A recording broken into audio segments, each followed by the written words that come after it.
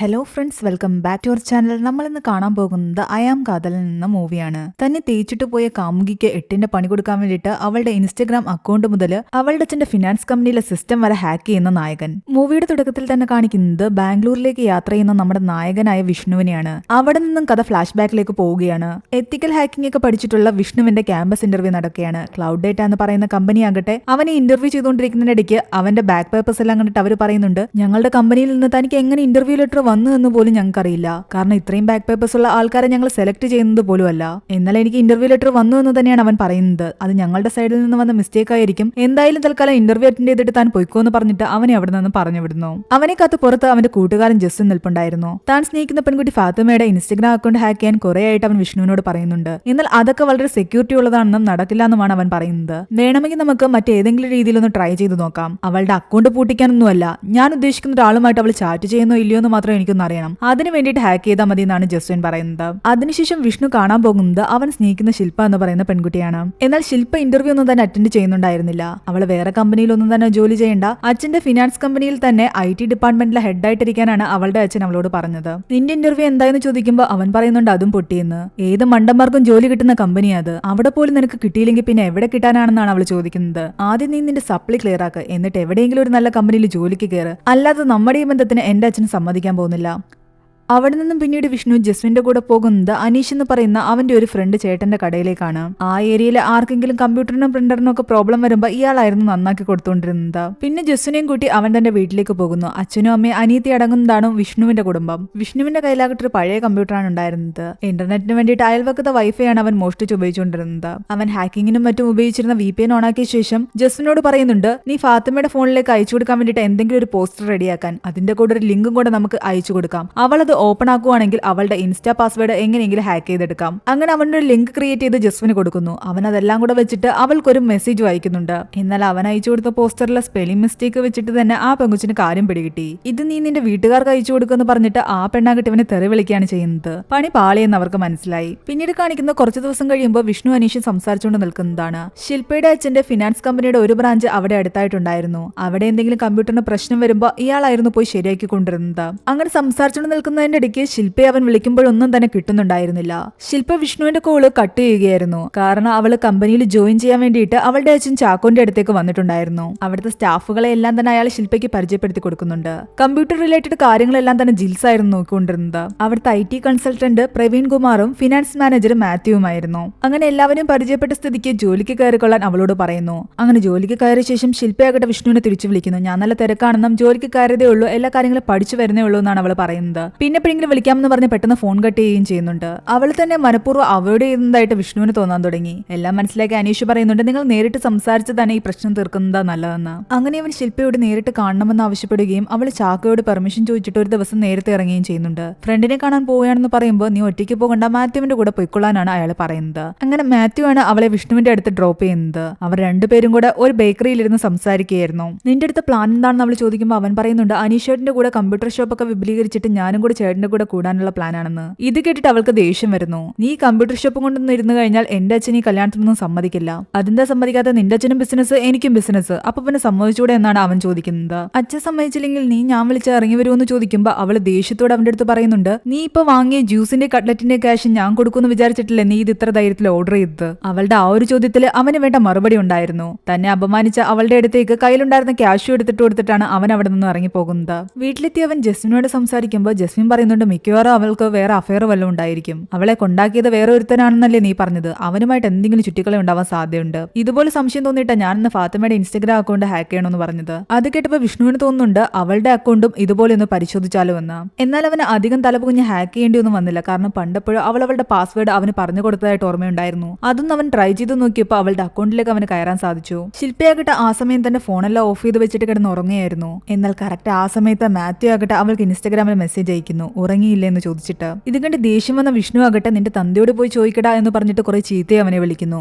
ആ മെസ്സേജ് കണ്ടതും മാത്യു ഞെട്ടിപ്പോയി. കാരണം അയാളെ സംബന്ധിച്ച് അത് ശില്പ കൊടുക്കുന്ന റിപ്ലൈ ആയിട്ടല്ലേ തോന്നൂ. ഈ അസമയത്ത് അവൾക്ക് മെസ്സേജ് അയക്കേണ്ടിയിരുന്നില്ല എന്ന് തോന്നിയിട്ട് പെട്ടെന്ന് അയാൾ ഫോൺ ഓഫ് ആക്കി വെക്കുന്നു. പിറ്റേന്ന് ഓഫീസിലേക്ക് പോകാനിറങ്ങിയ മാത്യുവിന് ആകെ ചമ്മലായിരുന്നു. ഇന്നലത്തെ സംഭവത്തിന് ശേഷം ശില്പ എങ്ങനെ ഫേസ് ചെയ്യുന്നുള്ള വിചാരത്തിലാണ് അയാൾ കയറി ചെല്ലുന്നത്. എന്നാൽ ശില്പ വളരെ നോർമലായിട്ടാണ് അയാളോട് സംസാരിക്കുന്നത്. അത് ശരിക്കും അയാളെ തന്നെ അത്ഭുതപ്പെടുത്തി. ആ മെസ്സേജിനെ പറ്റിയൊന്നും ശില്പയ്ക്ക് അറിയില്ലെന്ന് മനസ്സിലായതും അയാൾ ആ മെസ്സേജ് ശില്പ എടുത്ത് കാണിക്കുന്നു. അവളത് കണ്ട് ഒരുപാട് കരയുന്നു. ഇത് ഞാനല്ല അയച്ചെന്നാണ് അവൾ പറയുന്നത്. അവൾ ആ പറഞ്ഞത് അയാൾക്കും വിശ്വാസമായിരുന്നു. തന്റെ അക്കൗണ്ട് വെച്ചിട്ട് ആരോ കളിക്കുന്നുണ്ടെന്ന് അവൾക്ക് മനസ്സിലായി. അവളുടെ സംശയം ആദ്യം നീളുന്നത് വിഷ്ണുവിലേക്ക് തന്നെയായിരുന്നു. അവനെ വിളിച്ചിട്ട് കുറെ വഴക്ക് അവൾ പറയുന്നുണ്ട്. ഞാൻ എന്റെ ഇൻസ്റ്റാ പാസ്വേഡ് നിനക്ക് എപ്പോഴും പറഞ്ഞു തന്നിട്ടുണ്ട്, അത് വെച്ച് നീയല്ലേ ഇന്നലെ എന്റെ ഇൻസ്റ്റാ അക്കൗണ്ടിൽ കയറിയിട്ട് മാത്യുവിന് മെസ്സേജ് അയച്ചെന്ന് ചോദിക്കുന്നു. അവൻ ആകെ വല്ലാതെയായി. അവന്റെ സംസാരത്തിൽ നിന്ന് അവൾക്ക് മനസ്സിലായി അത് അവൻ തന്നെയാണെന്ന്. ഇനി എന്നെ മേലെ വിളിക്കരുതെന്ന് പറഞ്ഞിട്ട് ദേഷ്യത്തോടെയാണ് അവൾ ഫോൺ കട്ട് ചെയ്യുന്നത്. ഈ സംഭവത്തെ പറ്റി മാത്യു ആകട്ടെ പ്രവീണിനോട് സംസാരിക്കുന്നു. ശില്പയെ തനിക്ക് ഇഷ്ടമാണെന്നും അവളെ പ്രപ്പോസ് ചെയ്താലോ എന്ന് വിചാരിക്കുകയാണെന്നും അയാൾ പറയുന്നുണ്ട്. തന്നെ ഒരിക്കലും വിളിക്കരുതെന്ന് ശില്പ പറഞ്ഞ കാരണം ആ ഒരു പ്രശ്നം സോൾവ് ആക്കാൻ വേണ്ടിയിട്ട് വിഷ്ണു ആകട്ടെ അവളുടെ ഓഫീസിലേക്ക് കയറി ചെല്ലുന്നു.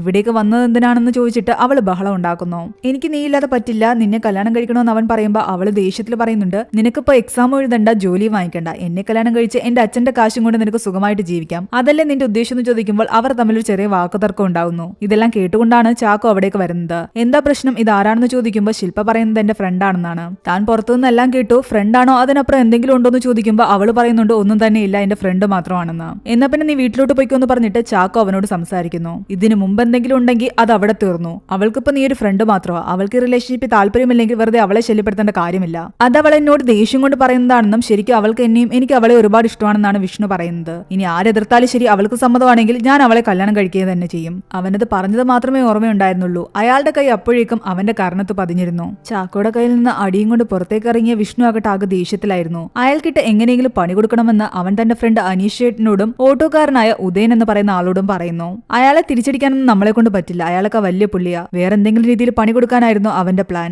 ആ സമയത്താണ് അയാളുടെ അവിടെയുള്ള ബ്രാഞ്ചില് ഏതോ കമ്പ്യൂട്ടർ കേടായെന്ന് പറഞ്ഞിട്ട് അനീഷിന് കോള് വരുന്നത്. താനും വരുന്നു എന്ന് പറഞ്ഞിട്ട് വിഷ്ണുവും അവന്റെ കൂടെ പോകുന്നു. അവിടെ സിസ്റ്റം നോക്കാനെന്ന് പറഞ്ഞിട്ട് അവനിരുന്നിട്ട് അവരുടെ സെർവറിന്റെ പബ്ലിക് IP അഡ്രസ് നോട്ട് ചെയ്തെടുക്കുകയായിരുന്നു. അത് വെച്ചിട്ട് ഒരു പണി കൊടുക്കാനായിരുന്നു അവന്റെ പ്ലാൻ. എന്നിട്ട് അനീഷിന്റെ കൂടെ അവന്റെ വീട്ടിലേക്ക് ചെന്നിട്ട് അവിടെ ഇരുന്ന് VPN ഓൺ ആക്കുന്നു. VPNന്റെ പേര് കണ്ടിട്ട് അനീഷ് പറയുന്നുണ്ട് ഈ പേരൊക്കെ മാറ്റാൻ സമയമായില്ലേന്ന്. എന്നാൽ ഈ പേരൊക്കെ മാറ്റിയിട്ട് പുതിയ തുറന്നു ഇടാമെന്ന് വിഷ്ണു വിചാരിക്കുന്നു. അവന്റെ മനസ്സിലേക്ക് വരുന്നത് ഉദയന്റെ ഓട്ടോയുടെ കാതൽ എന്ന പേരായിരുന്നു. അതുകൊണ്ട് പുതിയ VPNന് അവൻ കാതലൻ എന്ന് പേരിടുന്നു. അങ്ങനെ അവൻ ആ പബ്ലിക് IP അഡ്രസ് ഉപയോഗിച്ചിട്ട് അവരുടെ സെർവറിലുള്ള എല്ലാ ഡേറ്റാസും ഡിലീറ്റ് ചെയ്ത് കളയുന്നു. പിറ്റേന്ന് രാവിലെ ആകട്ടെ എല്ലായിടത്തു നിന്നും ചാക്കോയ്ക്ക് കോള് വരികയായിരുന്നു. സിസ്റ്റത്തിൽ ഒരു ഡേറ്റാസും ഇല്ല, എല്ലാം തന്നെ ഡിലീറ്റ് ആയി പോയിരിക്കുന്നു എന്ന് പറഞ്ഞിട്ട് അയാളും ആകെ ടെൻഷനിലായി. ഓഫീസിലേക്ക് വന്നപ്പോൾ അവര് പറയുന്നുണ്ട് ഇതെന്തോ ഹാക്കിങ് തന്നെയാണെന്ന്. സെർവറിലെ ഡേറ്റാസ് ഒന്നും ഇല്ലാത്ത കാരണം അവരുടെ ഒരു ബ്രാഞ്ചും അന്ന് ഓപ്പൺ ആക്കാൻ പറ്റില്ലായിരുന്നു. എല്ലാം തന്നെ താൽക്കാലികമായിട്ട് ക്ലോസ് ചെയ്യുന്നു. ശരിക്കും എന്താ സംഭവിച്ചെന്ന് ചാക്കോ ചോദിക്കുമ്പോൾ പ്രവീണ് പറയുന്നുണ്ട് നമ്മുടെ സോഫ്റ്റ്വെയർ സൂക്ഷിച്ചിരിക്കുന്നത് ഇവിടെ ഇരിക്കുന്ന സെർവർ എന്ന് നമ്മൾ വിളിക്കുന്ന കമ്പ്യൂട്ടറിലാണ്.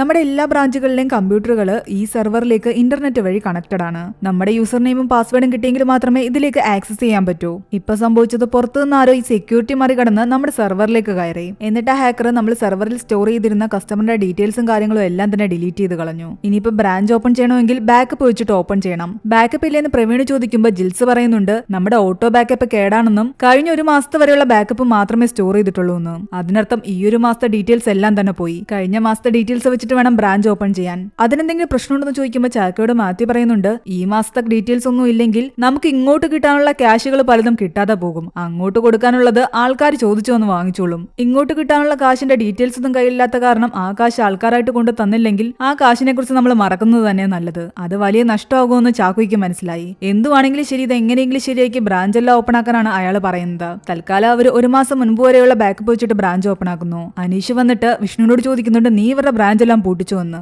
അതൊന്നുമില്ല, അവർ ബാക്കപ്പ് ഒക്കെ വെച്ചിട്ട് വീണ്ടും ഓപ്പൺ ആക്കുമെന്ന് എനിക്കറിയാം, അതൊന്ന് കഴിഞ്ഞു കഴിയുമ്പോൾ നമുക്ക് അടുത്ത പണി കൊടുക്കാമെന്നാണ് വിഷ്ണു പറയുന്നത്. അങ്ങനെ ശില്പയുടെ അച്ഛന്റെ ഫിനാൻസ് കമ്പനിയാകട്ടെ അവിടുത്തെ IT സെക്യൂരിറ്റി കൂട്ടുകയും പുതിയ സെർവർ വെക്കുകയൊക്കെ ചെയ്യുന്നുണ്ട്. അതിനുവേണ്ടി നല്ലൊരു തുക അയാളുടെ കയ്യിൽ നിന്നും പോയിരുന്നു. മാത്രമല്ല ഇവരുടെ ഏതെങ്കിലും ബ്രാഞ്ചിൽ ഏതെങ്കിലും കമ്പ്യൂട്ടേഴ്സിന് ഇഷ്യൂ ഉണ്ടെങ്കിൽ അത് നന്നാക്കാൻ ലോക്കൽസിനെ ആരെയും തന്നെ വിളിക്കേണ്ട, അവരുടെ തന്നെ IT ടീമിനെ വിട്ടാൽ മതി എന്നായിരുന്നു അവരുടെ പുതിയ തീരുമാനം. അതോടുകൂടി അനീഷിന് അവരുടെ വർക്ക് കിട്ടാതെയായി. അവരുടെ സെക്യൂരിറ്റി മറികടന്ന് വീണ്ടും സെർവർ ഹാക്ക് ചെയ്യണമെങ്കിൽ അവരുടെ വൈഫൈ ആദ്യം ഹാക്ക് ചെയ്യണമെന്നാണ് ഇപ്പോൾ വിഷ്ണു പറയുന്നത്. കാരണം അവരുടെ സെക്യൂരിറ്റി എല്ലാം തന്നെ മറ്റെല്ലാ രീതിയിലും വർദ്ധിപ്പിച്ചിരിക്കുകയാണ്. എന്നാൽ അവിടുത്തെ വൈഫൈ ഡിസേബിൾ ആയതുകൊണ്ട് അത് നടക്കില്ല എന്ന് അനീഷ് പറയുന്നു. പക്ഷേ ഒരു മോഡം വെച്ചിട്ട് അത് ചെയ്യാൻ പറ്റുമെന്നാണ് വിഷ്ണു പറയുന്നത്. നമ്മൾ അന്ന് അവിടെ പോയ സമയത്ത് കമ്പ്യൂട്ടറില്ലാത്ത ടേബിളിന്റെ താഴെ ഒരു നെറ്റ്വർക്ക് കേബിൾ കിടക്കുന്ന ഞാൻ കണ്ടിരുന്നു. ഈ മോഡ് അതിൽ കണക്ട് ചെയ്താൽ അവിടുത്തെ വൈഫൈ എനിക്ക് ഹാക്ക് ചെയ്യാൻ പറ്റും. എന്നാൽ പിന്നെ അത് തന്നെ ചെയ്യാമെന്ന് കരുതിയിട്ട് അവൻ മോഡോ എടുത്തിട്ട് അവരുടെ ബ്രാഞ്ചിലേക്ക് ചെല്ലുന്നു. ബൈക്ക് ലോണിന്റെ കാര്യങ്ങൾ അന്വേഷിച്ചുകൊണ്ട് നിൽക്കുന്നതിനിടയ്ക്ക് കയ്യിൽ നിന്നും ചില്ലറ താഴെ വീണു എന്ന് പറഞ്ഞിട്ട് അത് എടുക്കാനായിട്ട് അവൻ കുനിഞ്ഞിരുന്ന ശേഷം ആ കേബിളുമായിട്ട് കൊണ്ടുവന്ന മോഡം കണക്ട് ചെയ്യുകയാണ്. എന്നിട്ട് അവൻ തിരിച്ചുപോയി അവിടുത്തെ വൈഫൈ ഹാക്ക് ചെയ്യുന്നു. അവൻ ആവശ്യമുള്ള കാര്യങ്ങൾ കിട്ടിയെന്ന് മനസ്സിലാക്കിയതും ആ മോഡം തിരിച്ചെടുക്കാൻ അവൻ കൂട്ടുകാരനെ പറഞ്ഞു വിടുകയും ചെയ്യുന്നുണ്ട്. വിഷ്ണു ഇറക്കിയ അതേ അടവ് തന്നെയാണ് അയാളും ഇറക്കിയത്. അങ്ങനെ അന്ന് രാത്രി വീട്ടിലിരുന്ന വിഷ്ണു വീണ്ടും അവരുടെ സെർവർ ഹാക്ക് ചെയ്യുകയാണ്. പിറ്റേന്ന് രാവിലെ വീണ്ടും പ്രശ്നമായതോടുകൂടി ചാക്ക ആകെ ടെൻഷനിലായി. ആരെ ഹാക്ക് ചെയ്തിരിക്കാൻ വേണ്ടിയിട്ടല്ലേ ഇത്രയും ലക്ഷങ്ങൾ മുടക്കി നിങ്ങൾ പറഞ്ഞ കാര്യങ്ങളെല്ലാം ചെയ്തത്. അവസാനം വീണ്ടും ഹാക്ക് ചെയ്തെന്ന് പറഞ്ഞു കഴിഞ്ഞാൽ എങ്ങനെയാ ശരിയാവുന്നത്? അവൻ വീണ്ടും ആകട്ടെ എല്ലാ ഡേറ്റകളും ഡിലീറ്റ് ആക്കി കളഞ്ഞിരിക്കുകയാണ്. ഇതാരോ മനഃപൂർവ്വം പകവീട്ടുന്നതാണെന്നാണ് അവിടുത്തെ സ്റ്റാഫുകൾ പറയുന്നത്. അങ്ങനെ അവസാനം പ്രവീൺ ചാക്കയോട് പറയുന്നുണ്ട് ഈ ഹാക്കറെ പിടിക്കാൻ നമുക്ക് മറ്റൊരു ഹാക്കറെ കൊണ്ടുവരാമെന്ന്. അങ്ങനെ സിമി എന്ന് പറയുന്ന ഒരു ഹാക്കറിനെ അവർ കൊണ്ടുവരികയാണ്. അങ്ങനെ സിമി അവിടുത്തെ സെർവർ എല്ലാം തന്നെ ചെക്ക് ചെയ്യുന്നുണ്ട്. ഇനി ആ ഹാക്കർ കയറുകയാണെങ്കിൽ തനിക്ക് നോട്ടിഫിക്കേഷൻ വരുമെന്നാണ് അവൾ പറയുന്നത്. അന്ന് രാത്രി വിഷ്ണു അവരുടെ സൈറ്റ് ഓപ്പൺ ആക്കിയതും സിമിക്ക് നോട്ടിഫിക്കേഷൻ വരികയും അവൾ പെട്ടെന്ന് തന്റെ ലാപ്ടോപ്പ് എടുത്തിട്ട് ആ ഹാക്കറിനെ കണ്ടുപിടിക്കാനുള്ള ശ്രമം നടത്തുകയാണ്. സിമി വിഷ്ണുവിനെതിരെ എന്തൊക്കെയോ ചെയ്തുകൊണ്ടിരുന്ന കാരണം വിഷ്ണു ചെയ്തുകൊണ്ടിരുന്ന കാര്യങ്ങളെല്ലാം സ്ലോ ആയി. അവസാനം അവന്റെ ഹാക്കിംഗ് നെയിം അവൾ കണ്ടുപിടിക്കുന്നുണ്ട്. കാതൽ എന്നുള്ള ആ പേര് അവൾ കണ്ടതും പെട്ടെന്ന് തന്നെ അവന്റെ ഒരു മെസ്സേജ് അവൾ അയക്കുന്നു. ഞാൻ നിന്നെ കണ്ടുപിടിച്ചു കാതലൻ എന്ന് പറഞ്ഞിട്ട്. ഇത് കണ്ടതും പേടിച്ച് വിഷ്ണു ആകട്ടെ പെട്ടെന്ന് തന്റെ സിസ്റ്റം എല്ലാം തന്നെ ഓഫ് ആക്കിയാണ്. അവനിതൊക്കെ അനീഷിനോട് പറഞ്ഞപ്പോ അയാൾ പറയുന്നുണ്ട് നീ ഇതൊക്കെ നിർത്തുന്നതാ നല്ലതെന്ന്. അവരെങ്ങാനും ഇത് കണ്ടുപിടിച്ച് ഇങ്ങോട്ട് വന്നു കഴിഞ്ഞാൽ തീർന്നു. എന്നാൽ പേര് കണ്ടുപിടിച്ചു എന്ന് കരുതിയിട്ട് എന്റെ ലൊക്കേഷൻ ഒന്നും അവർക്ക് കിട്ടാൻ പോകുന്നില്ല എന്നാണ് അവൻ പറയുന്നത്. സിമിക്ക് അവന്റെ ലൊക്കേഷൻ എന്തായാലും കണ്ടുപിടിക്കാൻ പറ്റിയിട്ടുണ്ടായിരുന്നില്ല. സിമി പിറ്റേന്ന് ചാക്കയുടെ ഓഫീസിൽ വന്നിട്ട് പറയുന്നുണ്ട് ആ ഹാക്കർ പേരിട്ടിരിക്കുന്നത് കാതലൻ എന്നാണ്. മാത്രമല്ല അയാളുടെ ലക്ഷ്യം നമ്മളെ ഡിസ്റ്റർബ് ചെയ്യുക എന്താണ്. നമ്മുടെ കോമ്പറ്റീറ്റേഴ്സ് ആരെങ്കിലും ആയിരുന്നെങ്കിൽ നമ്മുടെ ഡേറ്റയൊക്കെ അവർ എടുത്തിട്ട് പോയനെ. എന്നാൽ ഇവനാകട്ടെ നമ്മുടെ ഡേറ്റ ഡിലീറ്റ് ചെയ്തിട്ട് നമ്മളെ ഡിസ്റ്റർബ് ചെയ്തുകൊണ്ടിരിക്കുകയാണ്. ഏറ്റവും വലിയ ഇഷ്യൂ നമ്മൾ ഇത്രയും കോൺഫിഡൻഷ്യൽ ആയിട്ട് ചെയ്ത ആ സെക്യൂരിറ്റി അവൻ എങ്ങനെ ആക്സസ് ചെയ്തു എന്നതാണ്. അവൻ മിക്കവാറും നമ്മുടെ ഓഫീസിൽ കയറിയിരിക്കാൻ ചാൻസ് ഉണ്ട്. അല്ലാതെ അവന് ആക്സസ് ചെയ്യാൻ പറ്റില്ല. ഇത് കേട്ടുന്ന ശില്പ പറയുന്നുണ്ട് നമ്മുടെ സെക്യൂരിറ്റി ക്യാമറാസ് എടുത്തു കഴിഞ്ഞാൽ അത് ആരാണെന്ന് കണ്ടുപിടിക്കാൻ സാധിക്കില്ല എന്ന്. എന്നാൽ ഒരുപാട് ബ്രാഞ്ച് ഉണ്ട്. അതിൽ ഏത് ബ്രാഞ്ചിലാ കയറിയതെന്നോ അതോ അവിടുത്തെ ഏതെങ്കിലും സ്റ്റാഫിനെ ഇൻഫ്ലുവൻസ് ചെയ്തിട്ടാണോ ഇതൊക്കെ ചെയ്തിരിക്കുന്നത് എന്നൊന്നും തന്നെ അറിയത്തില്ല. അതുകൊണ്ട് അത് കണ്ടുപിടിക്കാന്ന് പറയുന്നത് പോസിബിൾ അല്ല. ചാക്കോ പറയുന്നുണ്ട് എനിക്ക് നിങ്ങളുടെ തിയറി ഒന്നും കേൾക്കണ്ട, എങ്ങനെയെങ്കിലും ഈ കാതലിനെ പിടിച്ചാൽ മതിയെന്ന്. അത് നമുക്ക് പിടിക്കാമെന്നാണ് സിമി പറയുന്നത്. ആ ഒരു സംഭവത്തിന് ശേഷം കുറച്ച് ദിവസത്തേക്ക് വിഷ്ണു ആകട്ടെ കമ്പ്യൂട്ടർ ഉപയോഗിച്ചിരുന്നില്ല.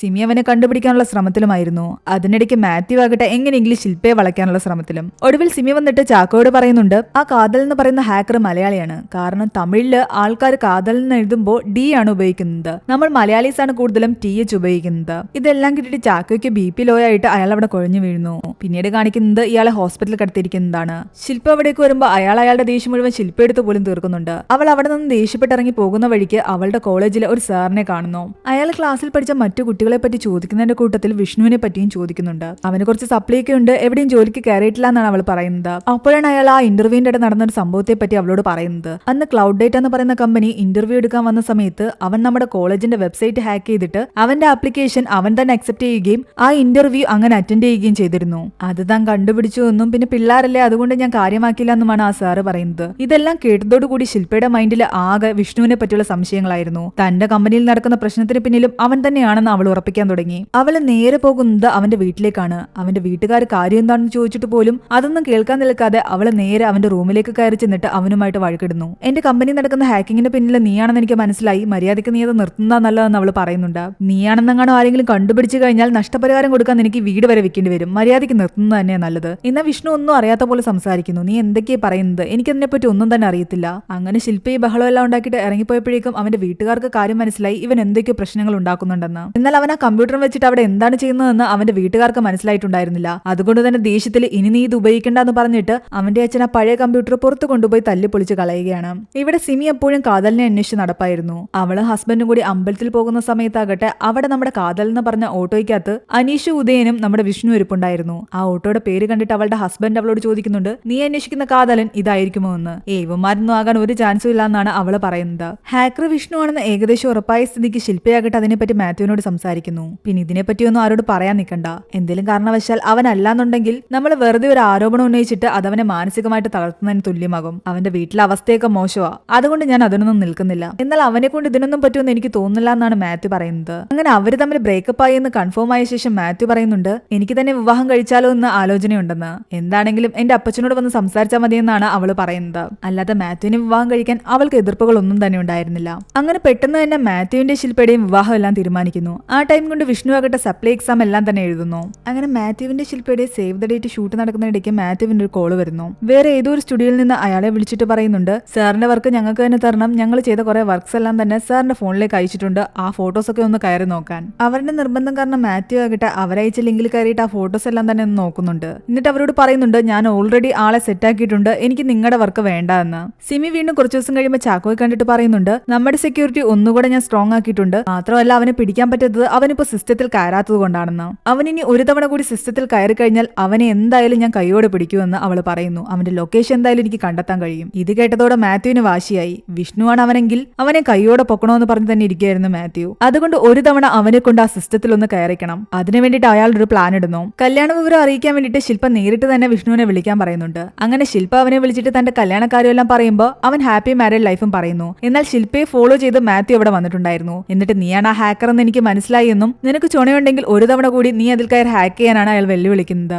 അയാളുടെ വെല്ലുവിളി സ്വീകരിച്ച് അവൻ ഹാക്ക് ചെയ്ത് കഴിഞ്ഞാൽ അവനെ കൈയോടെ പിടിക്കാനായിരുന്നു മാത്യുവിന്റെ പ്ലാൻ. അന്ന് വീട്ടിൽ തിരിച്ചു കയറി പോകാൻ നേരത്ത് വിഷ്ണുവിനോട് അവന്റെ അയൽക്കാരനായ പയ്യൻ പറയുന്നുണ്ട്, ചേട്ടൻ എന്റെ ലാപ്ടോപ്പിൽ കുറച്ച് സോഫ്റ്റ്വെയർ ഇൻസ്റ്റാൾ ചെയ്ത് തരുമോ എന്ന്. കുറേയായിട്ട് ആ പയ്യൻ പറയുന്നുണ്ടായിരുന്നു. ഇന്ന് ഞാൻ ചെയ്തു തരാന്ന് പറഞ്ഞിട്ട് അവൻ ആ ലാപ്ടോപ്പ് വാങ്ങുന്നു. അങ്ങനെ അതിൽ കുറച്ച് സോഫ്റ്റ്വെയർ എല്ലാം തന്നെ അവൻ ഇൻസ്റ്റാൾ ചെയ്തുകൊണ്ടിരിക്കുകയാണ്. അത് കഴിഞ്ഞ് പിന്നീട് കാണിക്കുന്നത് മാത്യുവിന്റെ ശില്പയുടെ മനസ്സമ്മതമായിരുന്നു. അങ്ങനെ ആ ഫംഗ്ഷനിൽ പങ്കെടുക്കാൻ അനീഷിനെയും കൂട്ടി വിഷ്ണു എത്തി. തിരിച്ചു വരുന്ന വഴിക്ക് അനീഷ് അവനോട് പറയുന്നുണ്ട്, എന്തായാലും എല്ലാം അവസാനിപ്പിച്ചത് നന്നായി എന്ന്. ഇനിയിപ്പോ അവർക്ക് അവരുടെ ലൈഫ്, നിനക്ക് നിന്റെ ലൈഫ്. എന്നാൽ അങ്ങനെ ഒന്നും അവസാനിച്ചിട്ടില്ല എന്നാണ് വിഷ്ണുവിന്റെ മറുപടി. ആ സമയം തന്നെ അവന്റെ വീട്ടിലിരിക്കുന്ന ലാപ്ടോപ്പും കാണിക്കുന്നുണ്ട്. അവൻ അത് ഉപയോഗിച്ചിട്ട് വീണ്ടും എന്തൊക്കെയോ ഹാക്ക് ചെയ്തിരിക്കുന്നു. ഇത്തവണ അവൻ കൊടുത്തത് 8ന്റെ പണിയായിരുന്നു. ഓഫീസിലിരുന്ന ജിൽസിന് പെട്ടെന്ന് നെറ്റ് കട്ടാവുന്നു. ചെന്ന് നോക്കുമ്പോഴാകട്ടെ അവരുടെ സെർവർ മുഴുവൻ കത്തിയിരിക്കുകയാണ്. പെട്ടെന്ന് തന്നെ ഫോൺ വിളിച്ച് ചാക്കോയെ വിവരം അറിയിക്കുന്നു. മനസ്സമ്മതം കഴിഞ്ഞ് തിരിച്ചു പോകുന്ന വഴിക്ക് അയാൾ ടെൻഷൻ അടിച്ച് പെട്ടെന്ന് ഓഫീസിലേക്ക് എത്തുകയാണ്. ഇതിപ്പോ എന്താ സംഭവിച്ചെന്ന് ചാക്കോ ചോദിക്കുമ്പോൾ അവർ പറയുന്നുണ്ട്, ആ ഹാക്കർ വീണ്ടും ഹാക്ക് ചെയ്തിട്ട് സിസ്റ്റം ഓവർഹീറ്റ് ആക്കിയതാണെന്ന്. അങ്ങനെ സെർവർ മുഴുവൻ കത്തി നശിച്ചിരിക്കുകയാണ്.